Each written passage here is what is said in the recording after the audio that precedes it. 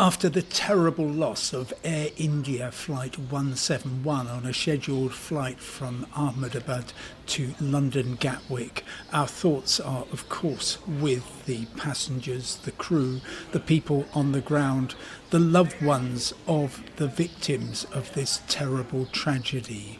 It will, of course, be investigated as quickly as possible by the Indian aviation authorities, by the Americans where the aircraft was built, and by the British, because tragically so many British people and people with British connections were on board the flight.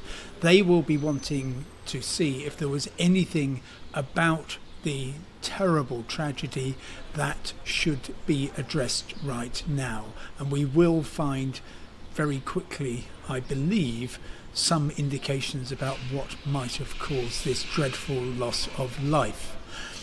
More widely, people will be looking at this. They will be contemplating the other fatal accidents we have seen in the past 6 months. The Azerbaijan Airlines aircraft that was shot down by the Russians, the terrible crash of Jeju Air at Muan in South Korea 4 days later in the last week of 2024, and of course the terrible accident involving an American Airlines jet approaching Washington National Airport, in which 67 people in total lost their lives.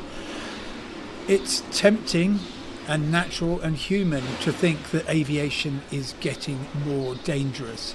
In fact, statistically, at the moment, the 2020s are absolutely the safest decade ever for flying. And while for one moment I don't wish to diminish the appalling human toll of this accident and the others over the past 6 months, it needs to be kept in perspective because, well, tragically, road accidents remain extremely high. In India, for example, almost 500 people a day will die in road traffic accidents. I am so sorry to be reporting once again on an aviation tragedy.